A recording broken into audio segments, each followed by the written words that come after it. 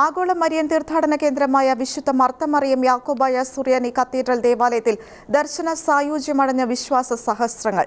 വ്രതശുദ്ധിയോടെ നോമ്പുനോറ്റെത്തിയ പതിനായിരങ്ങൾക്ക് ആത്മീയ നിർവൃതിയും അനുഗ്രഹവും പകർന്ന ദർശന പുണ്യമേകി കത്തീഡ്രലിൽ നട തുറന്നു. സന്തോഷമായ മാതാവേ,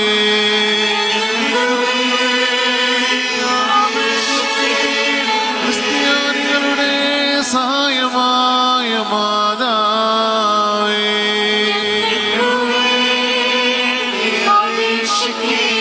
കത്തീഡ്രലിലെ പ്രധാന മദ്ബഹായിൽ സ്ഥാപിച്ചിരുന്ന പരിശുദ്ധ ദൈവമാതാവിന്റെയും ഉണ്ണിയേശുവിന്റെയും ഛായാചിത്രം പൊതുദർശനത്തിനായി വർഷത്തിലൊരിക്കൽ മാത്രം തുറക്കുന്ന ചരിത്രപ്രസിദ്ധമായ ചടങ്ങാണ് നടതുറക്കൽ.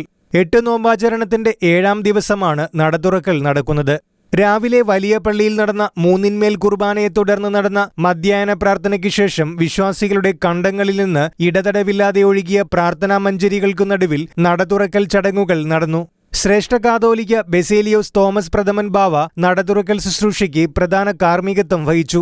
കോട്ടയം ഭദ്രാസന മെത്രാപ്പോലിത്ത Thomas Mor Timotheos, MSOT seminary resident മെത്രാപ്പോലിത്ത കുര്യാക്കോസ് മാർ തെയോഫിലോസ് എന്നിവർ സഹകാർമ്മികത്വം വഹിച്ചു.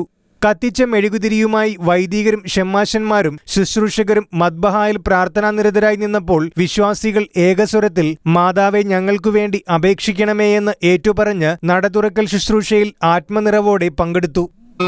സ്തുതിയുടെ രാജമകൾ ഹല്ലേലൂയ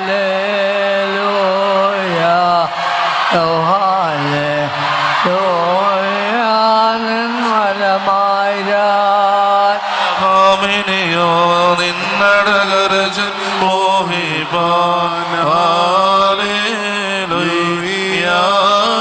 ഹല്ലേലൂയ നിൻ ജനമാർക്കായി ഹൃദയഗ്രഹവും ബാരകുമോർ.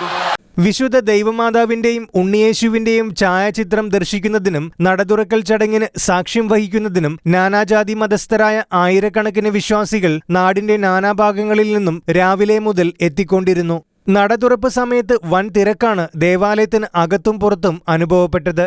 രാത്രി വൈകിയും ദേവാലയത്തിലേക്ക് വിശ്വാസികളുടെ വലിയ ഒഴുക്കുണ്ടായി. ഷെഗ്യാന ന്യൂസ്, കോട്ടയം.